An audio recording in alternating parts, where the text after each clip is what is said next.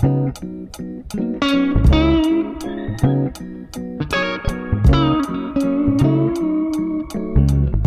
Gemini, and welcome to your May 2024 horoscope.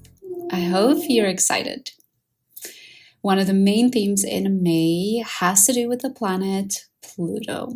Pluto entered your 9th house in January of this year.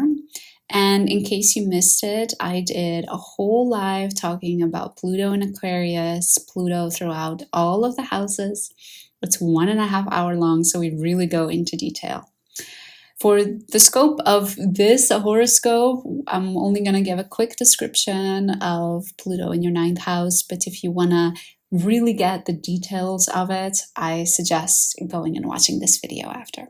So this Pluto theme for you, Gemini, is about making up your own philosophy for life.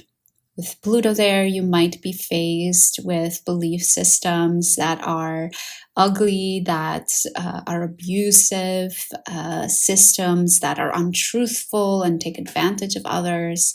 And that might sort of put you off from thinking about these large questions, thinking about what the point of life is and how to give it meaning. Hopefully, since January, you have been taking some actions and reflecting on what is your philosophy of life.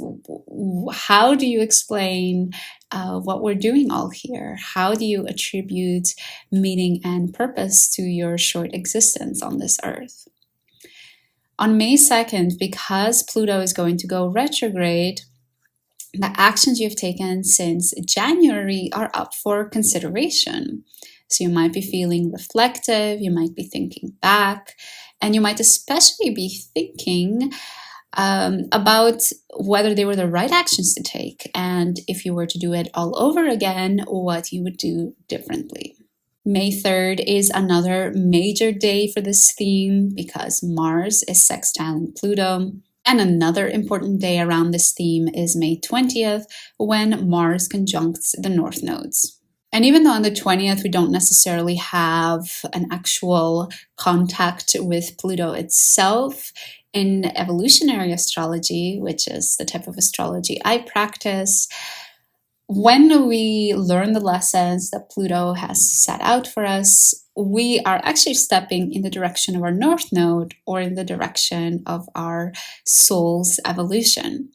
So even though on the 20th there's no contact with Pluto, the conjunction with Mars and the North Node may still reflect some of these themes.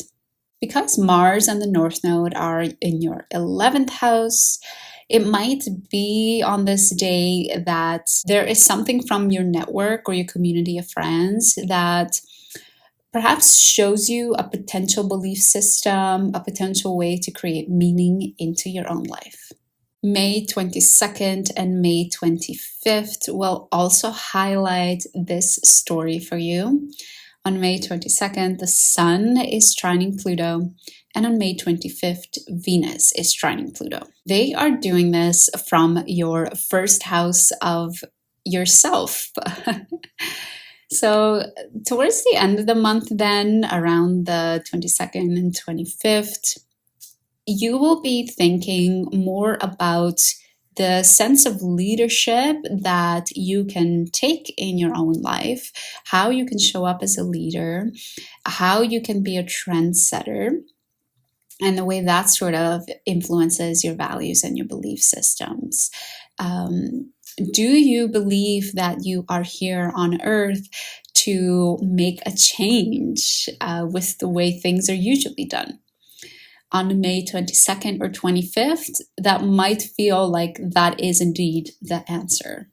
Another major theme for you, Gemini, in the month of May is the relationship between how you feel on the inside versus what people perceive of you on the outside. And this is because there are many interesting aspects between the planets in your 10th house, the house of status, and your 12th house, the house of our inner world. On May 8th, we have a new moon in Taurus, and during this new moon, Saturn is sextiling the Sun. Saturn is in your 10th house, and the Sun is in your 12th. couple of days later, on May 13th, Venus also sextiles Saturn in your 10th house. So there seems to be some sort of restriction in your outward world, in the parts of you that others can see. You know, maybe from the outside looking in, people think like, wow, things are really not going well with him or her. They just lost their job, their boyfriend just broke up with them, this and that. They live in a crappy neighborhood. But on the inside, you're actually feeling really well, and you're doing quite well, and you're growing and learning and thriving so much better than you did when you still had those fancy outward things. Later, towards the end of the month, as the Sun and Venus leave your 12th house, leave the sign of Taurus, they bring up this theme again.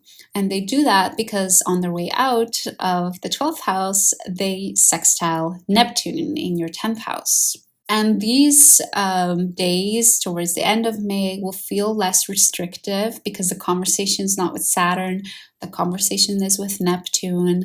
And it might feel like you are finally getting the sort of recognition from others that is focused more on compassion and unconditional love, and finally feeling that even though you don't have the job or the relationship or the fancy apartment, you are still connecting with people and they're understanding you and being compassionate and loving towards you.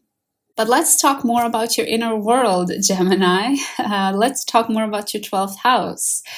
It is crazy in your 12th house in May. We have the Sun there, we have Venus there, we have Jupiter, and we have Uranus there. And because you have so much action in your 12th house, you're probably spending quite a bit of alone time in the month of May. You're probably really enjoying taking time to reflect, taking time to meditate, taking time to journal, anything that allows you to spend time with yourself, get to know yourself, get to know what things you want to get rid of and don't want to bring with you anymore in this next season of your life. And some of the main days that you might be doing this in May are May 13th, when the Sun is conjunct Uranus, May 28th, when Venus is conjunct Uranus and the Sun is conjunct Jupiter, and May 23rd, when Venus is conjunct Jupiter. Keep in mind that I don't necessarily see this as a super negative mental space for you in May. After all, we are talking about Venus, the Sun, and Jupiter.